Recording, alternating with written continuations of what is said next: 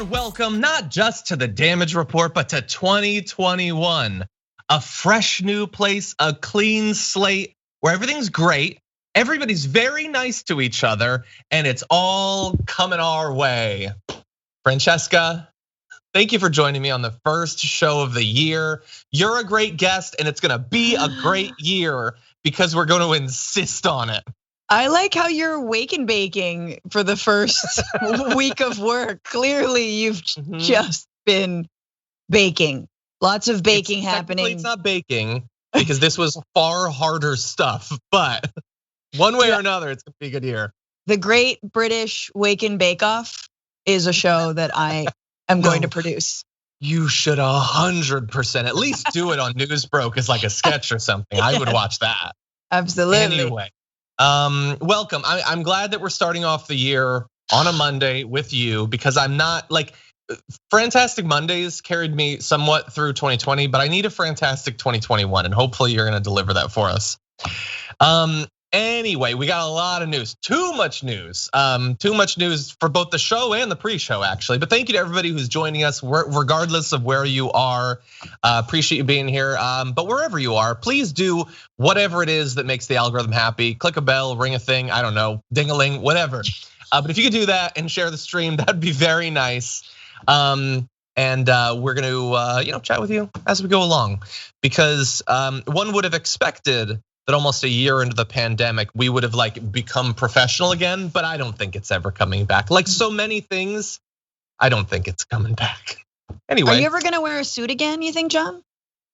I did for like the election. And when I interviewed Bernie Sanders, I put on a tie. That's smart. No, I do want to. It would feel very weird to do it now. I'm alone in an abandoned building. You don't wear ties in that context, but someday I do want to. I miss that. I had like suit jackets and stuff. As long as you're wearing pants. I mean, I will never put on a real pair of pants again. So help me God. That is what I want the pandemic to take forever. Really fast. My wife and I went to take our dogs on a walk yesterday, and she was like, "Can I just wear my house slippers?" And I like pointed down. I was like, I'm in Grinch pajamas and I'm not changing. Yeah, you can wear your house slippers. Who are we impressing? Anyway, and I literally was in Grinch pajama bottoms and no shirt. Anyway, okay, well, with that, why don't we launch into some of this news because there's a lot coming. So, look, all I want to do is this. I just want to find 11,780 votes, which is one more than we have. Okay, so what did you hear there? Well, you already know what you heard there. It's the absolutely insane phone call that Donald Trump and Mark Meadows and others had with Georgia state officials, including Raffensperger, the Secretary of State. And he is saying, I want you to find me enough votes +1 to make me somehow win this election. And that by itself is huge. We've got other clips that are absolutely insane. But really fast, before we get into this entire mess, Francesca, the big story of the weekend, do we got him? Ooh, we so got him. Oh, crimes. There's so many crimes. How many crimes have there been? Honestly, at this point, is this really? This is not going to be the last crime. But of course, I am trying to, as I listen to the full hour, try to remember that while I am so astoundingly unsurprised and totally numb to all of the crimes, that this truly matters. And anyone standing beside this president absolutely is part and parcel of a criminal enterprise, as the GOP has pretty much entirely become, at least on a federal level. Yeah, I mean, like, this isn't the first time, this isn't the 7th time. He's just admitting it. He's just saying, I want you to do the crimes, and when you're done doing the crimes, do some more crimes. I like crimes, please crime with me. That's all, crime me a river. That's all this is, and there's gonna be more of it here. Listen to this next excerpt. I think you have to say that you're gonna re-examine it, and you can re-examine it, but re-examine it with people that want to find answers, not people that don't want to find answers.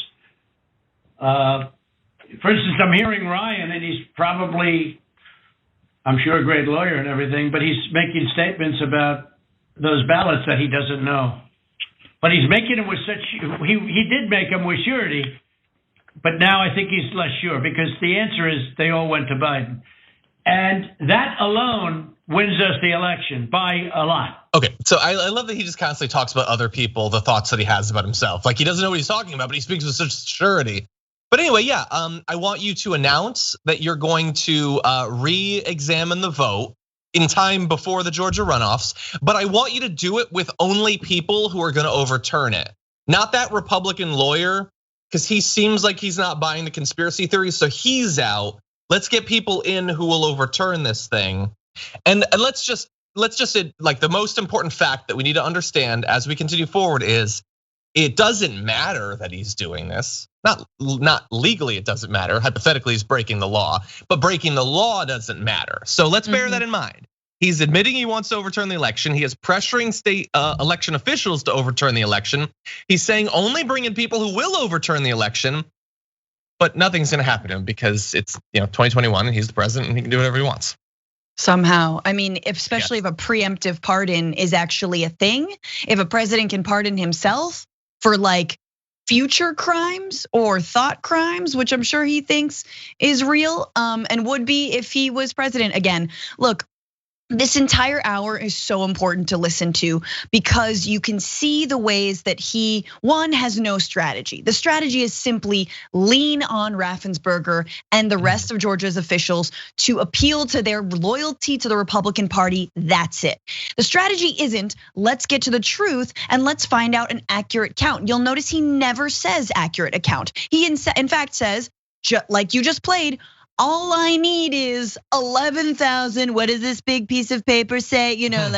Like what does my chart say? What's Stephen Miller holding up? With Sidney Powell, what banner are they like flashing? But what are the cue cards saying? Like he doesn't want to recount to find accuracy because accuracy might show what it is already shown, which is that Biden won Georgia. And yet over an hour, there is constant, okay, well, what about the dead people that vote? There are no dead people that voted. Okay, what about the fact that I was ahead in polling? Totally doesn't matter. Okay, well, what about the fact that like social media, have you heard the internet says, and until one point someone says, look. Oh, we got that stuff for you. Oh, we got to talk about it. But it's just this, it's a constant like, it reminds me of, it's like a kid at a counter in an arcade trying to like, okay, look, so I got 8 tickets, but like, I know that bear up there says 40,000 tickets.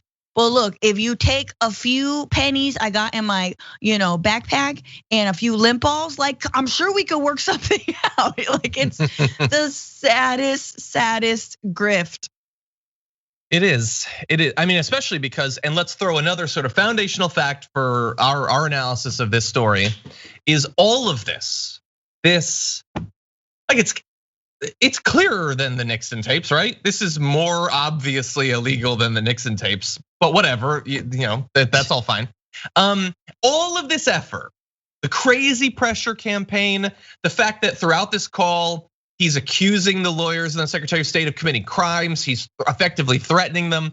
All of this is to overturn the results of Georgia, which, lest you forget, would not lead to him winning the election. He would still lose the election if he won Georgia.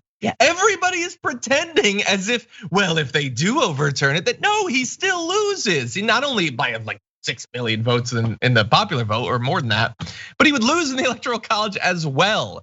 So just bear that in mind. How did we get this? Because getting this sort of tape is pretty crazy. Well, apparently, here is the order of events, I believe. Trump tweeted back on the 3rd, I spoke to Secretary of State Brad Raffensperger yesterday about Fulton County and voter fraud in Georgia. He was unwilling or unable to answer questions such as the ballots under table scam. I don't even know what that one is. Ballot destruction, out of state voters, dead voters, and more. He has no clue. And so Raffensperger responded, I don't know what his voice sounds like really. Respectfully, President Trump, what you're saying is not true. The truth will come out. And when he said that from a position of having the auditory receipts, because they had apparently, according to officials in Raffensperger's office, they recorded it, but they didn't plan to release it unless Trump attacked him or misrepresented the call, which is an amazing thing to say because like, I think he might attack you or misrepresent the call. That's sort of what he does. And so let's keep it real. They recorded the call to eventually release the call, and Trump immediately triggered the release of the call. And so now we have all this amazing information. Yeah, you don't get on the phone with Trump without recording it, obviously, at this point. You know he's gonna put the squeeze on you, and maybe you've mentioned this or will mention it, I'm gonna mention it. John, they tried to call Raffensperger like 18 times. This was not the first time that they tried to schedule this call or just call him. Like, you know how many send to voicemails that is? You're just like, oh God, oh fine. You know, it's like just like I'll talk to my mom, my dad, my like I'll talk to anybody before this. You know, how many other people? My ex. It's the point where like Raffensperger is like just trying to watch an episode of Jeopardy with his wife, and his wife's like, "Why is your phone buzzing every 3 minutes? Who's texting you?" Yes. Sorry, babe. It's just the president. You stay away from him. He's not interested. Oh, I'm sorry. It's after 10. It's impolite. Anyway. Here is Trump in that call, spreading multiple conspiracy theories and just presenting it in this like desperate, please just tell me it's true sort of way, and then getting smacked down one after the other. And cut them in half again. It's more votes than we need. Well, Mr. President, the challenge that you have is the data you have is wrong. We talked to the congressmen and they were surprised, but I guess there was a person named Mr. Raynard that came to these meetings and presented data. And he said that there was dead people, I believe it was upward of 5,000. The actual number were two people that were dead. Do you think it's possible that they shredded ballots in Fulton County? Because that's what the rumor is. And also that Dominion took out machines. That Dominion is really moving fast to get rid of their machinery. Do you know anything about that? Because that's illegal. This is Ryan, Germany. No, Dominion has not moved any machinery out of Fulton County. We're having. Well, but have they moved? Have they moved the inner parts of the machines and replaced them with other parts? No. You sure, Ryan? I'm sure, Mr. President. I think they removed the inner parts of his skull and replaced them with other parts. Like raccoon organs and not brains, just random parts of raccoons are now in his head. Like he's the president of the United States. He's like, did they like take out the USB drive? Like, did they do that?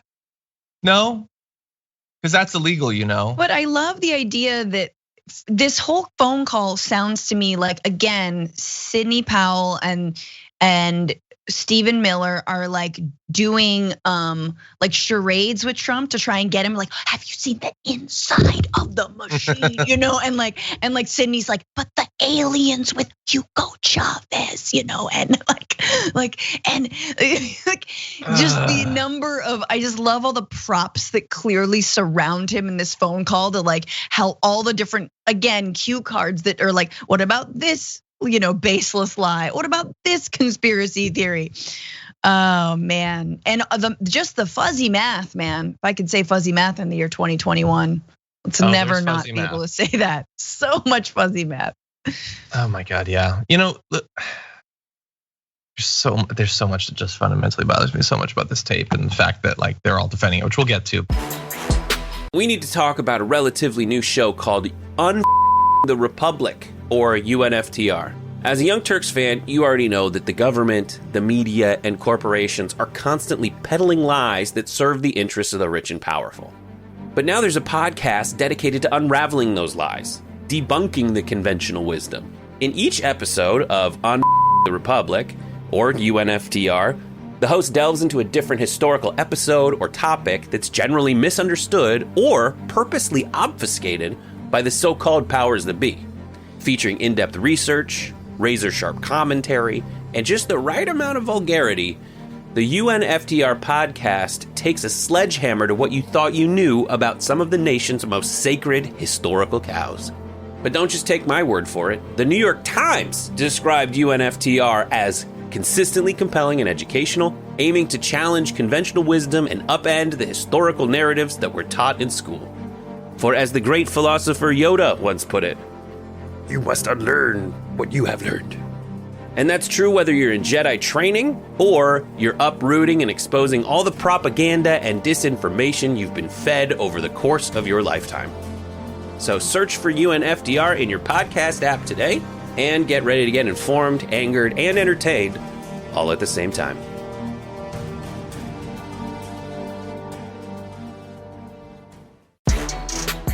The people who are fact checking throughout this call are like trying to get through to him. They correct him over and over. But by the way, it doesn't matter. We're not playing the whole hour plus tape, but you'll be shocked to find out that later in the tape, he starts talking about them moving the machines and dead people voting again. Like it doesn't matter that you correct him. He's not learning.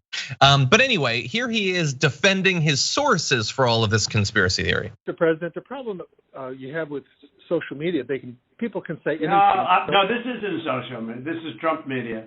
It's not social media. It's really not. It's not social media. I don't care about social, but I couldn't care less. Social media is big tech. Big tech is on your side. You know, I don't even know why you have a side, because you should want to have an accurate election, and you're a Republican. We believe that we do have an accurate election. No, you don't. No, you don't. It's like it's the I know we're years into this, but it's just the crazy guy sitting in the next stool over in the bar. That's all it is. It's not social media. It's Trump media. Social media is big tech. Big tech's on your side. Why do you have a side?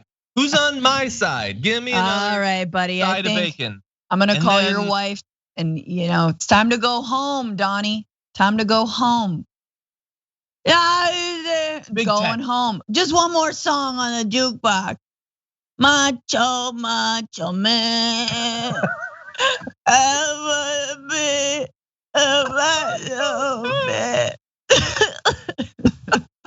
Cry more. That's all it is. Cry more, you baby. Ooh, sipping up all them tears. Yeah. Trump doesn't care about social media. He's not into that. And like in the defense, no, it's Trump media. Oh, sorry, Mr. President. Then it's good information. It's media you find so comfortable, you brand it with your own name. It's probably unimpeachable, just like Trump apparently. Or impeachable, anyway. Yeah. God, the whole and there's we could play the entire thing. I'm not going to. He says that like if you don't change the results before the Georgia runoffs, that they're so mad at you. They're so mad. But if you change it, you'll be so respected. He's like laying out threats and like prizes that he'll give them. And a lot of people, I know that like the overall way that they presented this call is that this isn't the president. This is a mob boss. No, like, haven't you watched mob movies? They're way more careful on phone calls than Trump is. They're way more subtle. This is like a dumb baby's impersonation of Tony Soprano. Yes. That's all it is. Yeah. They absolutely know they're being recorded, and it's more like you do the thing. Yeah, we talk about your cousin's wedding. Cool. Mm-hmm. Like, no, but they're not in agreement on this because the Republican Party, some in the Republican Party, don't just work for Trump. Some actually believe in whatever is left of their party. And this is, I think, really interesting. Those 2 points that for me stood out on this call. One, absolutely the way that Trump is suppressing the vote in Georgia when it comes to Republican turnout by saying, oh, Georgians hate you. They hate Republicans. They're not gonna come out. You've got an election coming up, because this was what, days ago? So recently, right? Which is pretty damning. And also like, look, I'm not gonna hold up Raffensperger as some kind of hero, but it is a bold move to release this a few days before the election, knowing what it says, right? And knowing the threats that he'll face and his family will face. Oh my gosh. Oh my gosh. And I also just want to say, Trump threatens Raffensperger and says, look, nobody respects you. Well, some people respect you, but they'll never vote for you. And he's sort of naming what has happened to the Republican Party, which is unless you are so far up my butt, i.e. Trump, unless you are a loyalist, you don't really have a voter base because the Republican Party has just become a shell company for the Trump organization and a loyalist organization. So he's kind of naming this cruel reality that actually makes you respect Raffensperger even more, and also makes you know that the future of the Republican Party is very interesting, and the way that will then impact the Democratic Party, because you got so many Republicans for Biden. You've got people who are like, okay, so I believe in reality, ergo I must be a Democrat. This is where we are. Yeah, and oh God, 100%. If you are watching this and you are a Trump fan, you wear a red hat, you believe that he was robbed, I want to try to convince you that you're wrong. And I understand that you've already clicked away because that is literally how you organize your entire media thing, is to never feel like you might be wrong about anything. But I'm gonna play for you, I'm gonna say for you a little bit of the tape. And it's not gonna be the stuff where he's saying overturn the vote. You're not gonna be convinced by that because you want the vote to be overturned. I want you to listen to this paragraph and tell me if it's consistent with a man who has assembled the evidence that proves that the election was stolen. Because remember, they've been saying for 2 months now, we have the evidence of how it was stolen, okay? Multiple things, whatever it is, it's Dominion, it's a van full of ballots. They have all this proof that it was stolen. Okay, so if they have that proof and they've had it for 2 months, I want you to listen to Donald Trump right here. Because what's the difference between winning the election by 2 votes and winning it by 500,000 votes? I think I probably did win it by 500,000. One of the things that happened, Brad, is we have other people coming in now from Alabama and from South Carolina and from other states. And they're saying it's impossible for you to have lost Georgia. We won. In Alabama, we set a record, got the highest vote ever. In Georgia, we set a record with a massive amount of votes. And they say it's not possible to have lost Georgia. And I could tell you by our rallies, I could tell you by the rally I'm having on Monday night, the place, they already have lines of people standing out front waiting. It's just not possible to have lost Georgia. It's not possible. That is a person who feels shocked by the outcome and is saying, look, people say I had to have won, right? That isn't how you talk about something if you've already proven that it was stolen. You don't talk about it as, well, it must have been because I should have won. That's a person who is fumbling at trying to hold together their preconception of who they are and how popular they are. That is not a person who has proven definitively that this thing has been stolen. And he's months now into dozens of lost court battles. So if you're a Trump fan and you're watching this, I get that it's difficult. You're probably undergoing a similar sort of thing as Trump is there, where you did believe that he was very popular and you're surrounded by people that like him. And you think, hey, Georgia, it's the South, they must vote for him. But at the end of the day, you're in a similar position to him, which is it's shocking, you don't like it, you don't want it, but that is not the same as demonstrating that it was stolen. And if you're looking to do something so radical like overturn a state result, which again, I would remind you wouldn't actually overturn the election because he'd still lose even if he won Georgia, then you're gonna need a little bit better evidence than that. And your hurt feelings, it just ain't enough. Yeah, I mean, that's the thing. Feelings feel real. And I get that I know you feel like Trump won. And he himself says, in my opinion, absolutely, everyone is entitled to their opinion. That's great. It doesn't mean it is correct. And I know that's hard to separate feel from fact, but it's an important step. I feel like they should, teach, they'd probably mostly teach it in 3rd grade, maybe 2nd and even preschool, but we gotta keep on realizing that over and over and over again throughout life. Don't believe your feelings. Yeah. And this has been a message. I just need a star wipe right now, please. Dun, dun, dun, dun. The more you know. Cassie lately has been real good with it. Well, that makes you look cool, so she might not do it. If it's something that makes you look like a fool, she's already done. She's already photoshopped it. I can look at the document and that Tony thing is still in there. Anyway. So, at the end of last week, we had Josh Hawley, one senator who said that they would sign on to the radical, hopefully in vain attempt to overturn the results of the election in like 2 days now, actually. But Hawley is not alone. Now there's a bunch. Mitch McConnell had hoped to avoid the spectacle of his party leading a last-ditch effort to prevent Joe Biden from being declared the 2020 election winner. But Josh Hawley said he would raise a general objection, and now others are adding on to it. You've got Ted Cruz, another who, like Hawley, is considering and almost certainly will run for president in 2024, released a statement saying that he would do it because, like, if you're going to end democracy, do it to support the guy who called your wife a hag. Not just him. We also have Ron Johnson, James Lankford, Steve Daines, John Kennedy, Marsha Blackburn, who I believe criticized his call this morning, but is totally in favor of ending democracy to keep him in office. Mike Braun, Cynthia Lummis, Roger Marshall, Bill Hagerty, Tommy Tuberville. So this is not like, it would be bad enough if it was, oh, you got Gohmert and Halls or whatever, or you got Gates and Halls. This is a significant and growing chunk of all of the most powerful elected Republicans in the country saying, we don't like the results, we didn't win, we don't believe Democrats get to assume power no matter how much they win by. And so we, if we can, are just going to steal the election. That's all this is.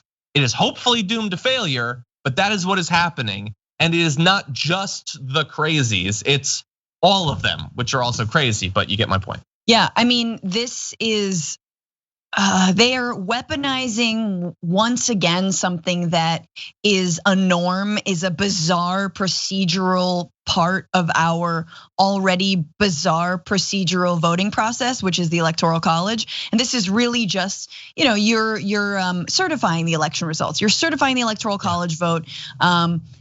Pence is supposed to get up there and just be like, I dub the results, whatever, that's it.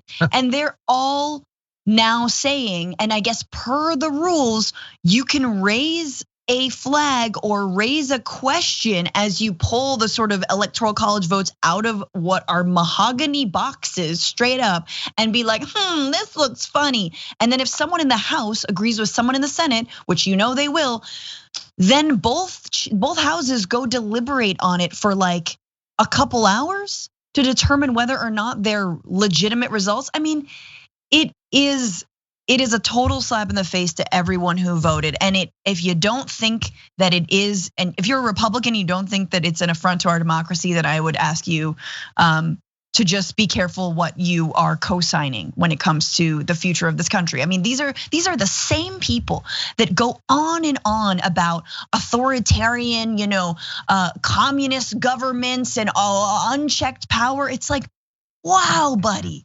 Look in the mirror, the amount that you've got in common with all of the corrupt governments that you've been in favor of toppling over the years, that you think we need to spread democracy to. Man, I've said this before, but can someone just coup us at this point? And can it be Denmark? Would be great. They're very happy over there. They seem to be doing some stuff right. Yes. Yeah. And look, I like with so many stories, I get that we don't really need, like most people watching this, they understand what the Republican Party is, or the Republicans are. It feels weird. I'm sorry, it feels weird to call it a political party because they're not just like a good faith group that is operating inside of democracy. And sometimes we win and sometimes they win, and that's what it is. Mm-hmm. It isn't that anymore. They have increasingly believed, and more explicitly, that as few people as possible should be able to vote. That's been very clear. As few people as possible to vote to give us the win. But now it doesn't matter. Even if the Democrats overcome these huge structural hurdles that they have constructed for decades and centuries, it doesn't matter because fundamentally they believe they are the only legitimate ones who get to rule. Yeah. And they sort of understand that at the end of the day, power is power and nothing else is power. If you can steal it and it's yours, you get to use it. Like if they steal it and then they hand $2 trillion to the rich, you don't get that money back someday. It's out the door. And no, Democrats don't get to win anymore. And I tweeted earlier today, I was like, and I've said this on the show, and I realized in hindsight what a stupid thing I was saying. I said, it's almost certainly gonna be a close Georgia runoff. And I hope that it's not close because if the Dems win, it's close, then they're just gonna they're gonna claim that the Dems stole it again. But then I realized, what am I talking about? if it's close, they're gonna do that. Doesn't matter how big the gap is. They are going to claim every single election is stolen. Remember, it's not just Trump, by the way. There are Republicans who lost elections around the country that you're not hearing much about because of the Trump stuff that are claiming that it was stolen from them. Yeah. They're just all gonna do it because they know their base is totally down for that. Yeah. And so going forward, we're gonna have a battle over every single election.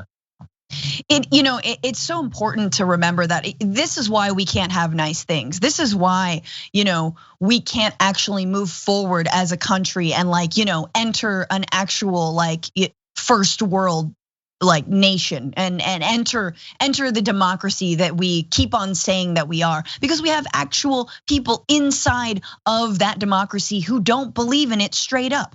And so we have to battle with them. And my God, just looking at the polling out of Georgia, the number of specifically African-American voters who are coming out in this special runoff election, which is incredibly historic.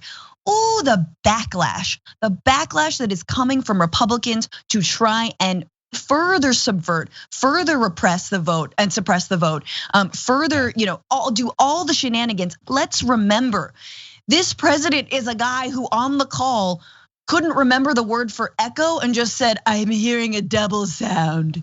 He is so dumb.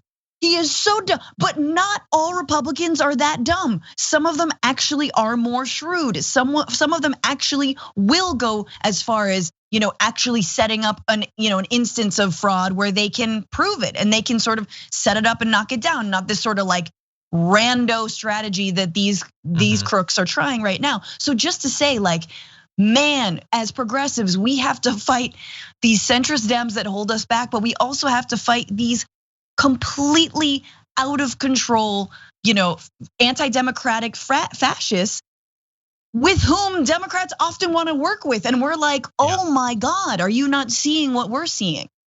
I mean, let's bear in mind that in response to that call, there are elected Democrats who are like, well, we're not gonna impeach him over. We're looking forward, not looking backward. It was 2 days ago. And that ain't looking that far backward. That's this.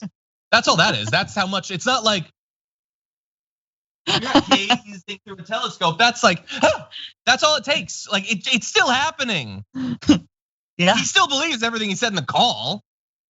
God, this won't be the last crime. When he doesn't leave. Because all of this, there will be further crimes. I mean, John, this is the thing is all of this is basically, I need something to point to. Which is why it doesn't really matter that Georgia won't win him the election. I need something to point to so that when I hunker down with my Secret Service team, I'm sorry, I'm smiling because I think it's really funny to imagine him doing that and not being backed up by the military or anybody being hauled out of there. Sorry. But when he tries not to leave, he's got to have something to point to. And so far they've got nothing.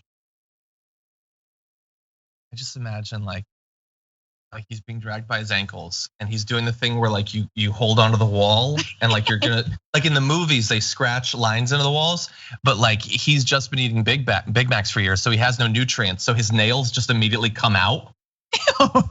That's how this has to end for it to be appropriate. A nailless Trump. And they pull off his pants by accident. That's the only way this can end. But anyway, let's get back to the serious stuff. Ted Cruz has signed on to this plan. He's gonna be one of the senators who objects to the results of the election in a purely performative thing, which is somehow better. If you're actually trying to end democracy, somehow it's better when you just want to let people know that you'd like to. Both bad, but anyway, he says that his critics, his detractors, they're the ones who need to pump the brakes a little bit. On Sunday, he called for critics of his challenge to the results to tone down the rhetoric. I think everyone needs to calm down, he says. I think we need to tone down the rhetoric. This is already a volatile situation. It's like a tinderbox and throwing lit matches into it. Okay, you know what that is? That is, I've just stabbed you. No, stop yelling, okay? This is a really tense situation we've gotten into together. And you don't want to panic at a time like this. You're the one trying to end democracy, and you're saying people pointing that out They're the ones causing chaos, but that is actually what he's saying. He's saying, just relax. Let's do our jobs. We have a responsibility to follow the law. And I'm not gonna, but like you guys should. It would be really convenient if, as I'm trying to overthrow this whole thing, if everyone else would not stop me, that would be convenient. While I'm criming, could you not point out that I'm criming and please don't try to stop my crimes? I get that would be convenient. That is really the ideology of the entire conservative movement. And I'm sorry, it is. If you bring up racism, you're the real racist. If you bring up a crime, you're the real criminal. Like, that is all. It is a majority that holds the most power being mad when a minority shows that they're basically bending the rules. Not even a minority. When anyone points out what they're doing and says you can't just do that because you're powerful and wealthy, and then they're like, oh my God, you hate billionaires. Just, man, if I ever get money, I hope I'm not just that weak. Like if I ever that's just so sad. It's just like, you got money, whatever, shut up. But here, I love Ted Cruz because this is all basically like, it's like, shh, just quiet. It's just a stunt, okay? Mm-hmm. Just let me do my stunt, and then I'll let this beard do the talking. Yeah, and you're gonna make me your next president. Like, that's all he's trying to do. He's like, he knows that it's a stunt, and he's like, just let me do the stunt. Let me do it. I think the only thing that makes me feel a little bit less awful about the whole thing is like, and I'll probably be wrong because apparently I'm still naive and optimistic. But he's definitely not going to win the primary, right? Like, he's going to do all this performative stuff and make himself look like a possum-faced idiot.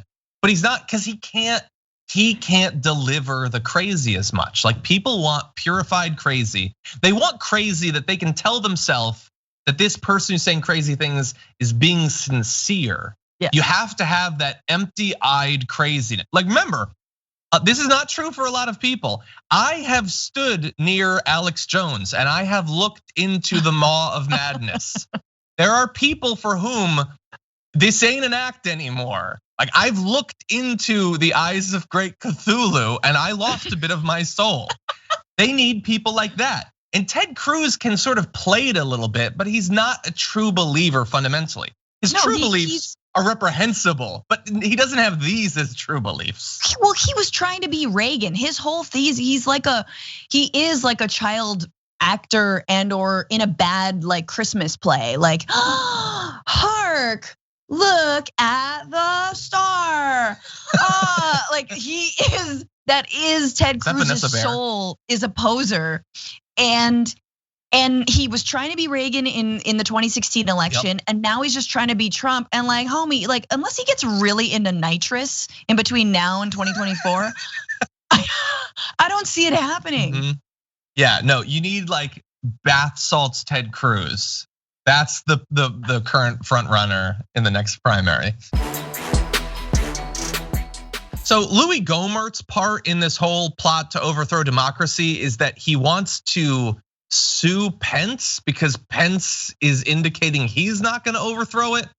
It's weird, but he does have a new thing, and that is threatening violence if he doesn't get his way. So here is Louie Gohmert on Newsmax. If I don't have standing to do that, nobody does. And if the appropriate defendant is not the vice president that under the Constitution has the power to make that determination, then there is no.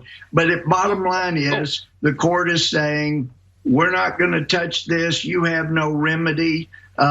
Basically, in effect, the ruling would be that you got to go to the streets and be as violent as Antifa and BLM. Well, let me ask you, Congressman Gohmert. I mean, technically, the ball is still in the vice president's court. Yeah, so we're cutting it off there. But the important part was that she moved on to other things after he said, you need to get out in the streets and be as violent as Antifa. And I think he said BLMA, MN. I don't know what he said, but he means Black Lives Matter. She has a congressman saying people should get in the streets and riot. And she's like, oh, but I love this next question. So let's just move on to that. I love the right somehow thinks that BLM is a rioting, like that they do riots when like Proud Boys are there and are the ones instigating a lot of violence because they're fully armed. Like to imagine to enjoy your own farts that much, and be like, well, we need a violent group like BLM. Yeah, you got them. They've been outside of state capitol buildings throughout the country protesting safety measures in a global pandemic. Like they're there. They've been bullying. They've been running cars they've been aggressing upon peaceful demonstrators all last year. You got them right there. So it's not, that's essentially what he's saying. He would never say Proud Boys, because he might accidentally tell them to stand back and stand by. But that's exactly who he's dog whistling and asking to come out to the streets. Yeah, and they don't even like the Proud Boys and the Boogaloo Boys and they're not pretending that they have some legitimate grievance that they're protesting and what do you know, it turned into violence. They're just organizing to fight people. And I don't spend a lot of time on Parler or any of these things, but I follow a number of people who follow extremist groups and extremist chat groups. And I am hoping that this January 6th ends up being totally peaceful. Yeah, I've had previous, I love to admit when I'm wrong. So I was very worried about violence on election day, that something would be done at a polling place or something like that. And it didn't, thankfully. There was intimidation and stuff like that, but there wasn't violence. I was wrong about that and I'm glad. But there are people threatening on the 6th that we've got people, like Proud Boys, we're sending in people. We've got hundreds of people with weapons and everything. Like they're implying that they want to try to take this thing over by force. It's almost certainly not gonna happen because that is like the quickest way to commit suicide. But there are people saying that. So that's what we have. We have an elected official going on the new Fox News and saying people should riot and they just move on. It's not a big deal, don't worry about it. And then you have at least hundreds of people who are at least dreaming of unleashing their assault weapons on people, whether they'll actually do it or not. Yeah, and we know, through white supremacist violence around the country, that actually police are pretty bad when it comes to treating them the same way they do treat BLM organizers, right? And protesters who are largely unarmed.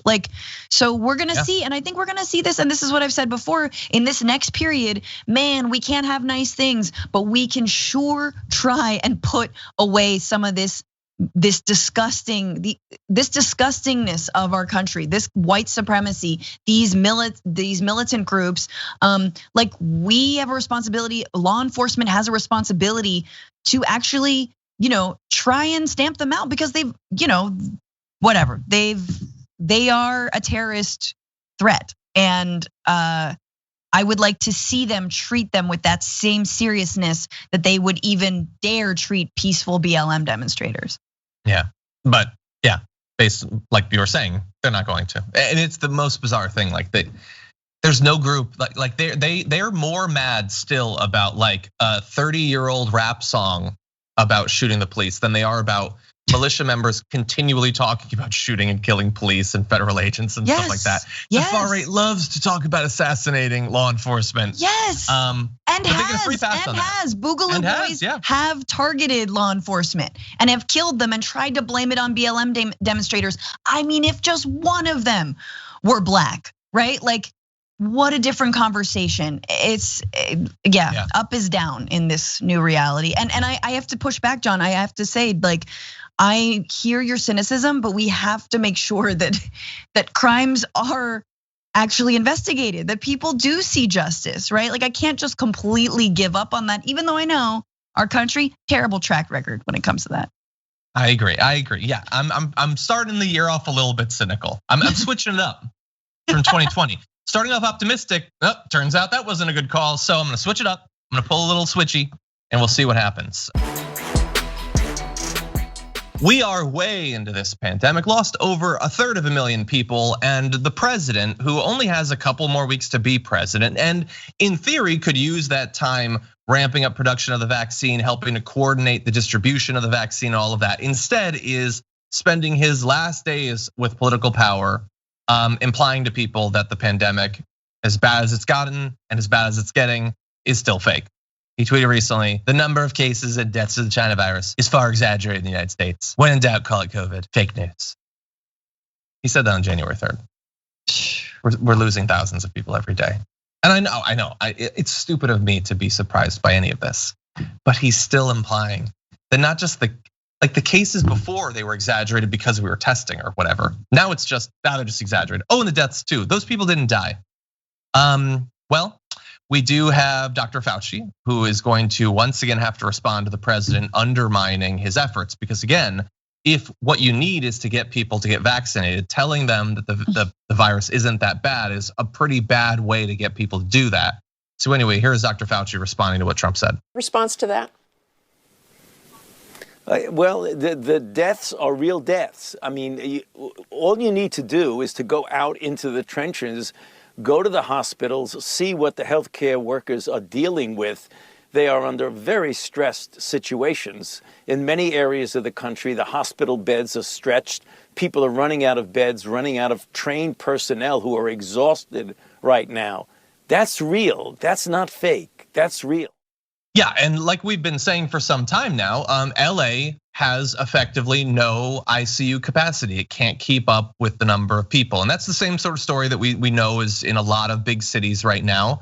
The cases are absolutely there was, I think in one of the COVID reports over the weekend, there was 276,000 cases reported in a single day.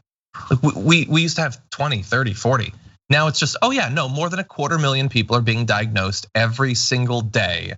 And just imagine what it's gonna be like. And thankfully, you have a transition from Trump being in charge to more of a Dr. Fauci sort of school of taking this seriously. But it's the ever increasing insult to injury of this thing. Yeah, I mean, it makes me think about Holocaust deniers. Like, and if in real time, which we know actually happened, that there were a lot of people denying that there were death camps, that there were a lot of people denying that, anyone was being killed in them. Like, that's the level that we're at right now. And it should not be lost on anyone that the majority of people who are affected are Black and brown Americans. And these are I think that the statistics between whether a Black American or a white American is more likely to die of COVID is 6 to 1 or something. I mean, it's incredible. It is absolutely impacting minority communities. And if it were mostly white people dying, once again, imagine the outrage. But because the Republican Party sees these groups as expendable, these groups as people who can be run roughshod over, whose votes that they can take for granted and can suppress. It's on brand. That's where we are. But we are gonna go into a future where if and when the virus stops and there are 400, 500, there might be 500,000 deaths. The Republican Party and a lot of nut jobs will straight up deny they ever died. Oh, where are their graves? Where did they go? Well, no, I haven't heard of a pandemic. Dude, you've got a vaccine right now. Okay, so just the amount of blood on these people's hands, like, where's our Nuremberg trial? Straight up. Yeah, it's a third of a million people and it's nobody's fault. Nobody's responsible. Like if Mexico invaded and killed a third of a million Americans and Trump did nothing, and 10 months into the invasion, he tweeted, no, they're exaggerating how many of the Mexicans have been killed. It's only a few. It's all you fall off your scooter and you die. They say the Mexicans killed you. Would we just be like, yeah, no, that's cool. That's a cool thing the president did, as so many people are dying. But yeah. And I know I don't want to be cynical. We have to engage. We have to push. But when you have a party that can, on the one hand, make, say, Benghazi the biggest story on the right for, let's see, how many years? Well, it's up to this week. So still the biggest story. Those 4 deaths, the biggest story ever. 30 million people dying isn't a story. It's fake news. In fact, they care more now about fictional dead voters than actual people dying. That's trouble for a democracy, where like a small thing can become everything and everything can become nothing, just if it's convenient for the most powerful, wealthy Republicans in the country. Yeah, we're basically operating with a wannabe Nazi party in our midst. And we have to deal with that. I mean, again, like we all shudder to think if this administration were smarter. And this is our task. I wish this wasn't our task of this lifetime. I wish it was just climate change. I wish it was just about like high-speed rails, which we totally need. Yeah. But sadly, our task is also stopping fascism from growing in this country. Stop and actually having all Americans' lives mattering, literally. So what do you do? What did they do in the before times in Germany? Like this is that moment of like, well, how do we rein them in? How do we get serious about this threat? Because it is funny. It is funny to watch Don Trump Jr. sing Vanilla Ice at a New Year's Eve party maskless. Like, ooh, it's just. Oh God, John. It's watch the Bituation Room, my podcast. But yeah, it's funny, and it's so funny, it's distracting that you're like, and yet what is just beneath that is a very real threat that is made good on those threats. Yeah. We are only a few days into 2021, so I can't say definitively who is going to be the biggest villain of the year, but we do have a front runner, apparently, America, and that is Bean Dad. John Roderick, the lead singer of the 2000s era indie band The Long Winters, started a tweet thread that began like this. So yesterday, my daughter, 9, was hungry and I was doing a jigsaw puzzle. So I said over my shoulder, make some baked beans. She said how, like all kids do when they want you to do it. So I said, open a can and put it in a pot. She brought me the can and said, open it how? Now, there's a lot of tweets, 23. I'm not gonna read any of them other than that to you. But the basic idea was every step along the way when she had an issue with figuring out how to open up the can, he would try to get her to just figure it out. Like he wouldn't explain how a can opener works. He'd just tell her, you should figure out how it works. Every part there is for something. And he has become the biggest villain on the internet. Like people are tweeting, let's see. The thing I like about the Bean Dad thread is he's all, aha, a teaching moment, and then pointedly refuses to teach the kid anything, which is kind of true. Then finally, Bean Dad, like many bad parents, has taught his daughter essential lessons like your needs are less important than mine. I will not help you when you ask me for help. I will praise myself for denying you help. My ego is more important than you. I cannot be trusted. Sophia Benoit needs a vaccine so she can go fight Bean Dad. And then Bean Dad denying his daughter a vaccine until she can accurately synthesize one herself. So, Francesca, we didn't talk about this for the show. Where do you stand on the Bean Dad saga? Beangate, I call it. Beangate. Or Dadgate, whichever. First of all, DILF, totes, very much so. No, okay, can we just put two things aside? One, no one should have a 23 thread tweet. Just nobody.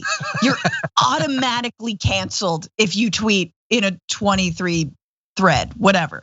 Also, nobody calls it a jigsaw puzzle. Don't be a sociopath. What? That's the problem? No, okay, I'm just saying there was a lot of word choices that were like, okay, buddy, we know you write and maybe you got an op-ed in the New Yorker. Calm down, like calm down. That being said, I kind of dig his methods. I'm totally down with letting your kid figure out, one, because it's entertaining and we are all starved for some just like good content right now. We've all finished Netflix and Hulu and everything else. So watch your kids struggle. I love that. And also, let's be real. Can openers are a conundrum. They're like insanely fascinating.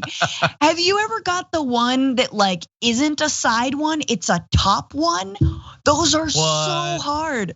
But they're like, they're horribly ineffective. But they like, I think I got one camping once because I got a thing of baked beans and I was like, oh cool, I got baked beans because you go camping. Damn it, I don't have a can opener. So I went to like some gas station and it was just like, oh, the top ones, they're awful. They like go around the middle edge of it. Hold on, friend, don't explain it to me or else I'll never learn anything. You gotta let me figure out how the top one works. Where do you stand on Bean Dad Gate? Okay, so first of all, where I stand on the story is I saw on Twitch, Depressed Progressive said, I'm sorry, but this isn't news. Yeah, no, I know, but can we have fun? Anyway, thank you for watching. Where I stand is, I am not with the Bean Dad is literal Hitler. I'm not there, but I also think clearly he's gone too far. I am going to be two types of dad someday. For a very short period of time, I'm gonna try to be like Bean Dad and like try to inspire curiosity and a critical mind. And then I'm gonna get very tired very quickly and I'm gonna stop doing that. But I would like to think that while 6 hours of her trying to figure out a big can opener is too much, is 30 minutes too much? Like, cause you could teach her how to open it, or you could instill in her a self-starting, I don't know, it's 15 minutes. I would make her wait 15 minutes of trying to figure it out, and then I would explain it. And I think that that's acceptable. Internet, please don't pillory me. Yeah, I mean, I will just say, imagine the future, like for this little kid, just like, where do babies come from? Figure it out. I'll wait. I'll watch. Like, what? Like, no. Okay, you're as bad as Bean Dad basically now, but for different reasons. No, but it's just like the futures. You know, when like, I don't know if you ever had this. I'd always be like, "What's the answer?" You know, you ask your parents what the answer, and they're like, "Well, let me get a sheet of scratch paper," and you're like, "No, not the scratch paper. Just do my homework for me." Oh my God. Yeah, I'm gonna try to. Like, so one of the worst things about kids I've always heard is that they ask too many questions. I want to seriously engage with the questions, but I'm going to apply the skill that I have accrued over listening to a lot of people comment on politics, which is you have to be able to tell when there's a serious intellectual honesty and when there's not. If you're asking a question and you're really interested in the answer, I would like to think I'll be the sort of dad that will really try to explain it to you. Sure. But sometimes you're just trying to be annoying, and I know that because that is 100% what I was. I was 100% that kid. The test came back. So that's so perfect. That's so. Your kids will never be able to get one over on you and ask you a dumb question and like be able to flit off and do nothing and like look at their video games. You're like, no, you sit and listen to. Oh, was that not a good faith question, Chloe? Like, oh, you want to build a volcano? We're considering plate tectonics up in here. Anyway, okay. It wasn't news, but it was fun. Thank you, Francesca. Welcome to the weekly top 10 list. I'm Johnny DeRola. Francesca Fiorentini joins me once again. How's it going, Francesca? I am good. I am prepared, I think. You're prepared? Well, this week, what we've got for you, and by the way, if you're watching this, that means that you're either a tier 2 or tier 3 YouTube member, or it's been ripped and posted somewhere. But either way, thank you for watching. We appreciate the support. So this week, what we've got for you is going to be our top 10 predictions for 2021.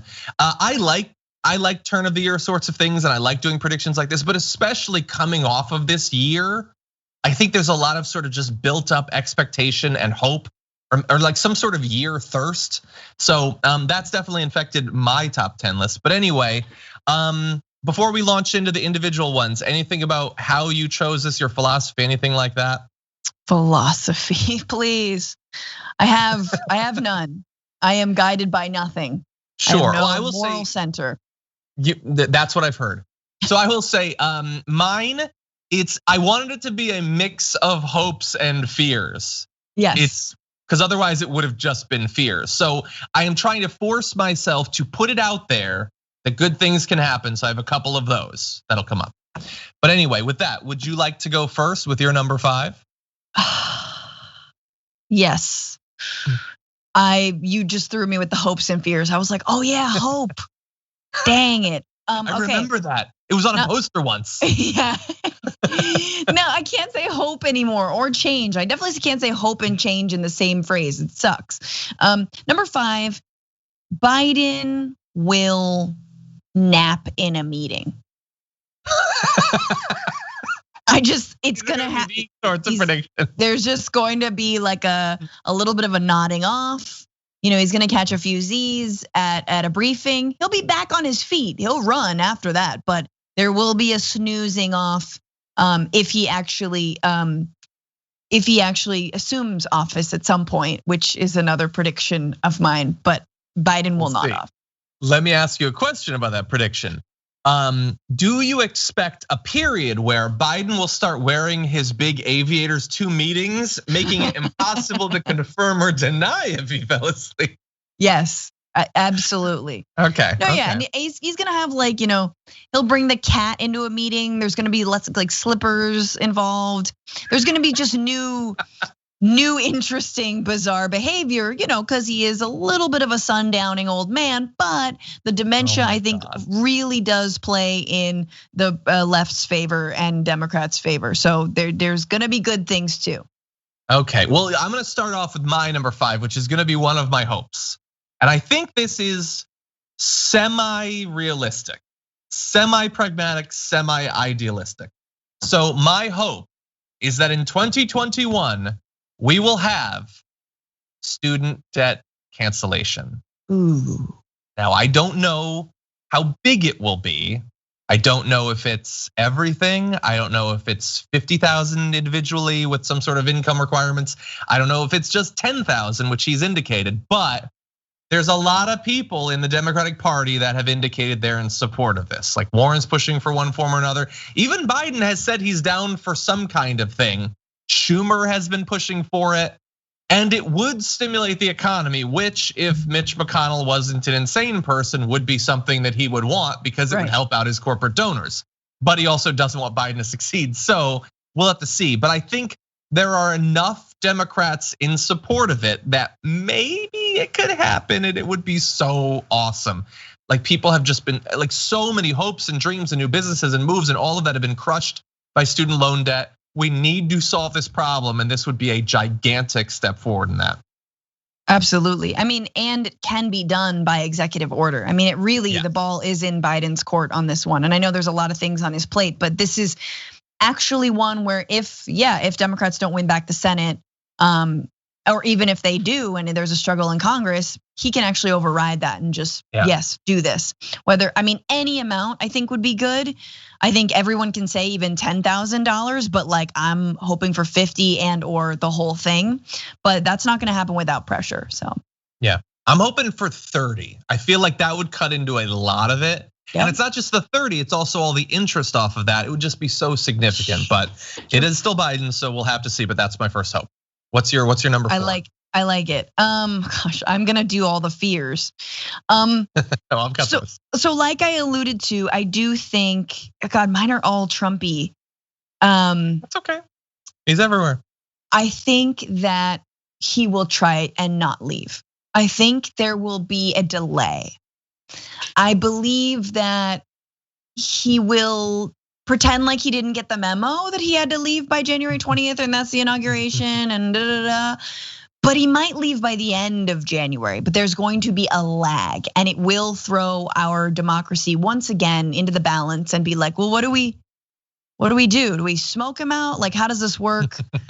Like how much Palo Santo and sage would smoke him out, a demon like him. I mean, there's gonna need to be a lot of sage anyway, but so I think it's not gonna be smooth. I'd be very surprised if he just gets in a chopper and goes to Mar-a-Lago and is done with it. I want him to be dragged out, but because I want that, I feel like it will be denied to me. And so I think he will leave. But I have a question for you. In addition to the smoke, normally one of the things they do is they park the big speakers and they blast music. What music would they blast to drive Trump out? Lizzo, obviously Lizzo. That would be awesome. Huge party ringing the White House until he leaves. Yep. Awesome. My number 4 is similar to yours. I think Trump isn't going to leave, but I don't mean the White House. I do think he's gonna leave the White House, but I think he might leave, but he ain't going nowhere. And I say this, a lot of people watching this are probably like, well, of course he's not going anywhere. But I in my research for this, I wanted to find as many people's predictions, serious people, thinkers and writers, their predictions for 2021. And a lot of them were, he's gonna disappear in a few months. You're not gonna hear anything more from him. The Republican Party will move on to the next thing or whatever. And okay, maybe that would be cool, but I don't think so. I think there's a lot of Trump media that sees including him and deferring to his wishes as a shortcut to their own personal enrichment. I think there's a lot of Republican politicians that think that getting him on their side will benefit their careers. And I think that Trump is going to chafe so much at being out of the news for even a day or two that he is going to do increasingly wild things to stay in the news. Now, whether he matters or not is a different question, but whether it's Trump TV or rallies or whatever, I don't think he's going anywhere anytime soon during 2021. Yeah, I think you're right. Absolutely right. My number 3 is about the Trumps not leaving, and it has a little bit to do with Trump himself. What's that? And the Trump sort of persistence, which I think Ivanka's gonna run for something. Absolutely. Ivanka will potentially primary Marco Rubio in Florida, which I think would be amazing and also insane if she somehow pulled that through. And terrifying, but also anything that hurts Marco Rubio, I'm in favor of. So in this one case, I might be. I know the enemy of my enemy is not my friend, and that's terrible politics generally. This might be my one exception. But so I think Ivanka is going to continue her political career. I think she's always wanted, look, she wants to be Hillary Clinton, okay? She's always wanted to be, she wants to be respected. She wants to be, internationally known. She tried to insert herself into high-level discussions at like Davos a few years ago in the most excruciating clip ever.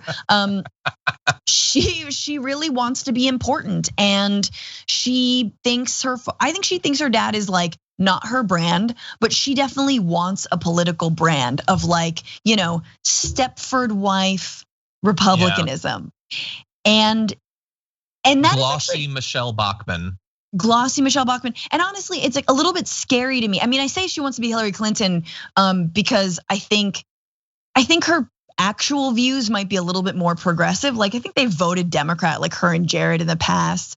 But it's scary to me that Ivanka's brand will persist in politics because I think we've been in a time when conservative women have been really shown the ugliness of their party and how their party doesn't really care about their lives and doesn't really want them to succeed. So you might see a turnaround. You might see a renaissance of, again, a new reborn conservative woman who, hey, I hope is pro-choice this time. We'll see. Yeah, they kind of need a female candidate in 2024, don't they? Like I don't know that they'll have one. They say Nikki Haley, but I don't think the base has any interest in that whatsoever. Yeah, we'll see.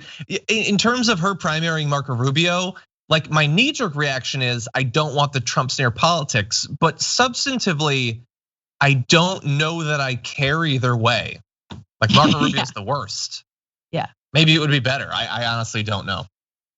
Anyway, my number 3 is going to be my prediction. I think this is one of the most important predictions is when are things back to normal? And I'm defining that as 90% back to normal because I don't think we ever get to 100%. I think that things have shifted in terms of movie watching, shopping, travel, and stuff like that to some extent. I think we will be 90% back to normal and I thought very long and hard about this, August. Oof. And I say that mainly because if I don't go to Gen Con, I'm going to tear this mother down. Like if I can't go to Gen Con, I will rend the walls. I'm not missing it for 2 years. But I think that's long enough that vaccine production can be ramped up and can be made widely available. It doesn't mean that enough people will have taken it, but partly because I think there will be a very significant chunk of the American people that will not take it, due in no small part to my related prediction, which is that Fox News is gonna turn hard against the vaccine. But anyway, I think we're gonna get access to it faster than you might think because so many people are gonna choose not to take it. And once we have it, we can mostly get back out there. It's still, there will be people getting sick and people needlessly dying, but I think that the people who are taking it seriously by August should be mostly back to normal. That's my prediction. Quote me on it. That is very hopeful, and you don't think so by August? I don't share the optimism around the virus at all. I see the new strains, and I see that like some of the new strains might need different vaccines, and I am not hopeful. I think in terms of normalcy. What I am minimally more hopeful about is our political response to it. So I guess my number 2 would be, I think a better relief package and a sort of Biden build back better package could be on the way. And something like healthcare and expanded Medicare will be included in that. And something in the way that Sanders and Pramila Jayapal and others on the Progressive Caucus have been pushing to cover all COVID costs, and to make sure that healthcare is accessible in this time or free in this time. I have a little bit more hope that that could be. I mean, it's hard to say where big pharma and big healthcare is like where they're falling. I mean, they're making hand over fist money right now. Totally, yeah. But yeah, but I do have hope that like we might get more than just a $2,000 stimulus. We might get an actual plan for how to address all of these things head on from an economic point of view, whether it's small businesses, whether it's, like any kind of job programs. I think like there's an opportunity, right? And a moratorium on evictions. I think there's opportunity to stop the bleeding, and there's opportunity to propose something radical and something amazing, like a jobs program, like expanded Medicare. So that is my absolute biggest hope, that in 2021, Democrats get it together to do something like that. Yeah, I hope so. We'll see. The really big, wide-reaching legislation. Bit of a spoiler for the rest of my list. I wasn't confident enough to really predict those. But I certainly hope so. People are not only need it now, they're going to need it even more by then. My number 2 is a hope, and it is a policy hope. It's a pretty small one. I believe that in 2021 we could finally have federal marijuana decriminalization, if not legalization, by reclassifying or the tier it is. I think that is a possibility. The public opinion is there. I think that it intersects with other issues that the Dems want to seem right on, like criminal justice and all of that. Yeah. I think that from the Republican point of view, sure, they could just oppose everything, which is certainly possible. But doing this, let's keep it real, helps not like establish big business, but it helps new big businesses because it's going to be taken over by massive marijuana businesses eventually. So they could be benefiting that. They could also pitch it as like fighting the cartels and stuff like that by legalizing it. I really do think that is certainly a possibility. Yeah. It's like majority Republican support for legalization now nationally. Right. And it's already legal in so many parts of the country. I hope that finally we'll get it this year. Agreed. What's your number 1? Oh. Number 1, I have a lot of runner-ups, like Paul Ryan's gonna come back into the fray and talk about the deficit and probably run. I think, I hope there's a renewed labor movement in 2021. But I definitely think that Trump will appear in court. He will be in court for something, but we're gonna see him in court, and I can't wait. Yes, exactly. Wow. It'll be Jeanine Pirro's kangaroo court where she just absolves him. I mean, it could just be in court, but Jeanine Pirro is his lawyer.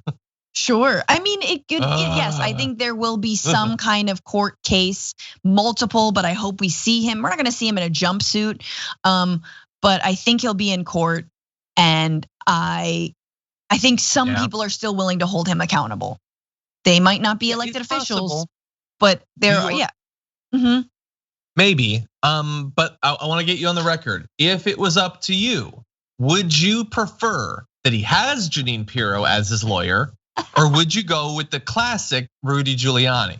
Which do you want? Ooh. Yo, I'm gonna take a Lynn Wood on this. I really, God, no. I mean, I want it to be as entertaining as possible. I will have to say, I do think it's just got to be Rudy. Rudy's got to be there. Yeah. He wants to have his My Cousin Vinny moment. I can't wait for him to like try the My Cousin Vinny strategy. Oh, like, God. How many fingers am I holding up?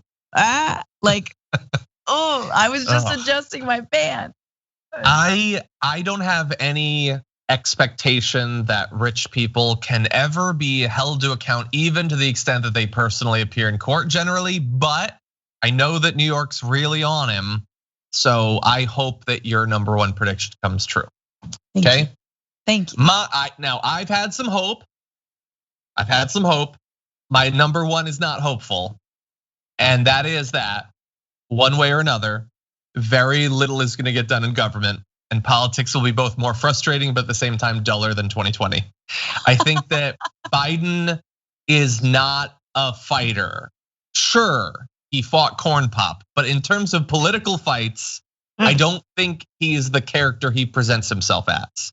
I think that they're just not, they still don't get what the opposition is. I think that there's a few things they can do, especially stuff that's executive orders or stuff that has wide public approval, maybe. But I think that especially if Mitch McConnell is still in control, they're gonna grind everything to a halt. And it's just gonna be really devastating. And politically, that's gonna be frustrating because of the opportunity cost. But then there's also gonna be like, people are already thinking to the midterms and to the next election. Politically, I think there are gonna be other forces that are gonna be really annoying and frustrating, lurking in the background that we might be getting previews of. But anyway, I think politics is going to be less a constant assault on your senses like it was in 2020 and for the last few years. But I think for those of us who stay invested in it, it is still going to be a grind. Absolutely. I mean, and I think we're seeing a preview of it now just by some of the online discussions, especially on the left and in progressive circles, which will be just a very, very online discussion more than a bread and butter daily everyday people type discussion. But I do think it's a time for progressives and leftists to get smarter about politics. And I think you're gonna see this push and pull. It's gonna get more boring and yet more interesting. So we're gonna have to sort of like school ourselves in these processes, the different committees, like, understanding pay-go and how important it is that it's now starting to be chipped away at, all those kinds of things that are sort of boring. And that's why I think we do need better, fun stories as well. I'm happy we talked about Bean Dad on the main show. And I'm happy, yes. Like we need to be able to balance like a politics life balance, and especially when it comes to news, because I think you're right, it's gonna get sort of weirdly like niche, but still important. So we need to make sure we have some good Bean Dad stories to wash it all down with. Let's wash down those beans. Let's try to do that. Yeah, we're trying to be a part, hopefully a helpful, productive part of important work. But we also have to, like, we are the side that cares about people's joy and quality of life and the fullness of life and creativity. Let's make sure that we have that throughout as well. Yes. And in that, are you gonna finish your? Wait, hang on. Are you gonna finish your book in 2021? I wrote some of my book yesterday. I'm going to finish it. Whether it's good is a different question, but it will be finished this year. Yes, hopefully in the next 2 months or whatever. Like I've got a lot of other things I'm doing, but that's a huge thing. Yeah. I hope that'll be a prediction. That's my honorable mention. I will finish my book about mice and magic this year. All right, now I suddenly don't want you to finish it, but that's cool. It's like a Fraggle Rock, Harry Potter. Kind of. It's like Ratatouille if Ratatouille were magic. Kind of, a little bit. It's about animals, not about people. So yes, a little bit. You should finish it and be like, all right, then a second draft. I believe you'll get to a second and third draft, and maybe like it'll be by the end of the year readable. I hope so. We'll see. Let's not get ahead of ourselves, but I hope so. But anyway, thank you for joining us for another Top 10 list. Appreciate you being here. Everybody watching this, thank you for supporting the show and the network. We really do appreciate it. Hope that you enjoyed this, and we'll see you in the next one. With President-elect Joe Biden choosing to elevate some elected officials into his cabinet, we're now entering the season of special elections, and one is coming up very soon for Louisiana's 2nd District. And we've got a just announced candidate for that position that I think you might remember, Gary Chambers. Welcome back to the Damage Report.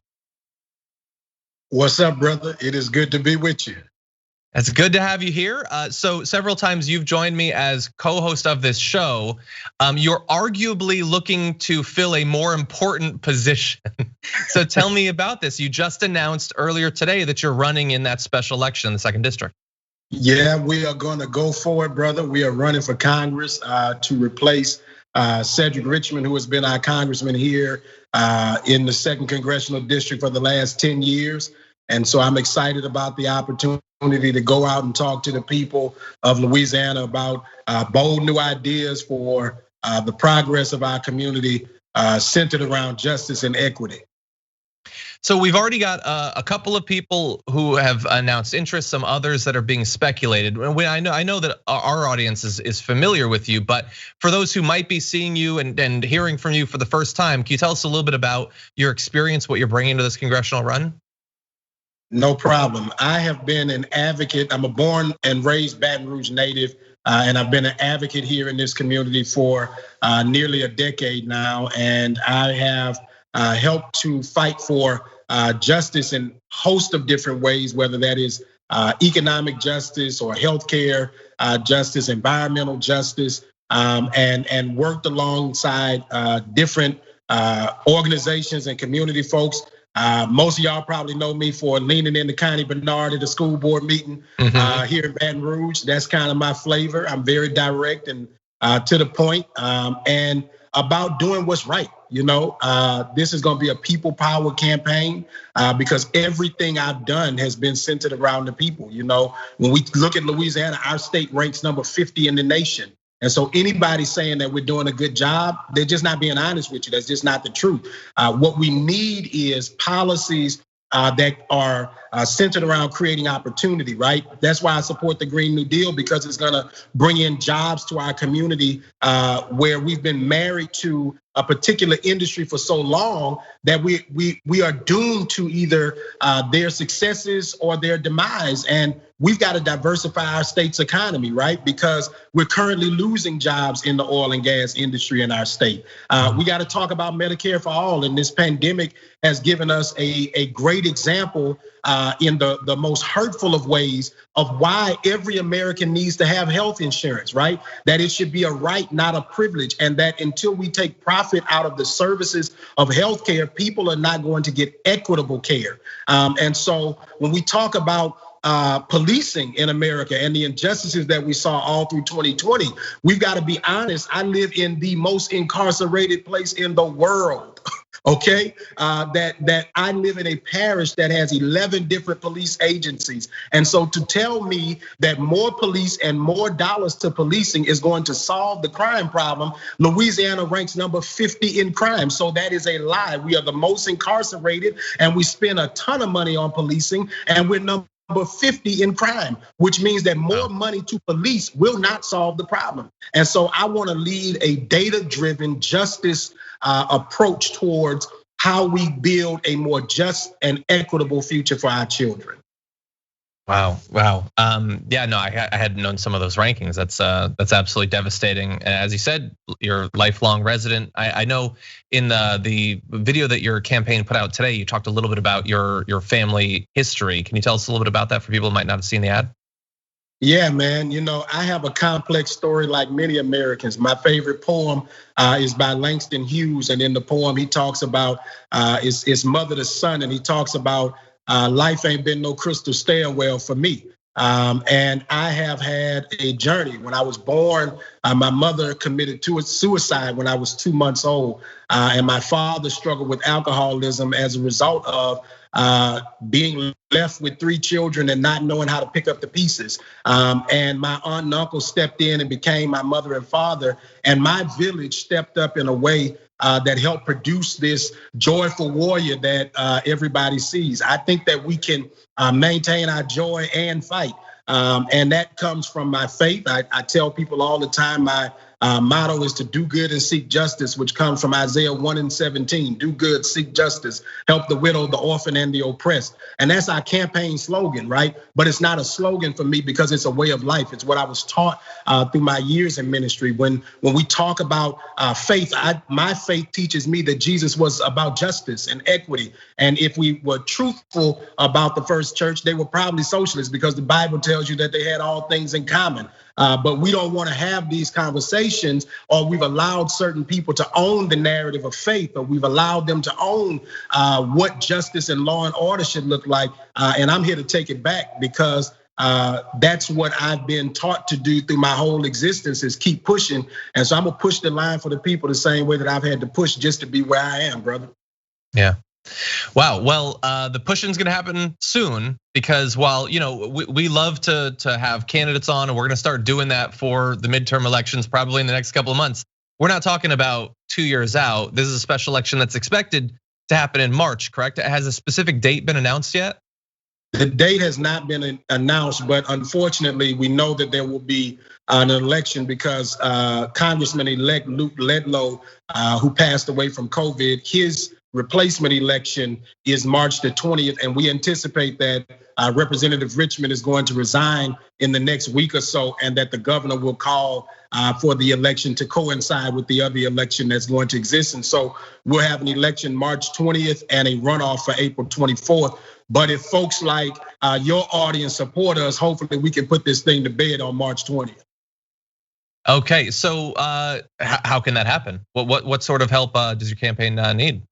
So we need financial resources, we need volunteers, we need people who are willing to make phone calls and write letters. And we are gonna knock doors. We're gonna do it as safely as possible with all of the PPE equipment, but we're gonna touch all 10 parishes of this district because we believe that you gotta be in these communities to know the issues of these communities. So you can go to chambersforcongress.com and make a contribution to support us. So far, we've had over 3,000 people give to our campaign since we launched our Act Blue. And today alone, we've raised over $20,000 since we dropped our announcement video. And so I'm excited about that. And it says that there are people all over this country who want to see this change happen. Awesome. Sounds awesome. Obviously, for us at TDR, it would be a loss for you to go to Congress, but arguably a much bigger gain for the people of the district and for the country. So best of luck to you, and let's keep talking as this campaign continues. Thank you, brother, and I appreciate you. And hopefully we get some more conversations before this thing takes off all the way. I can guarantee it. Thank you, Gary. Thank you.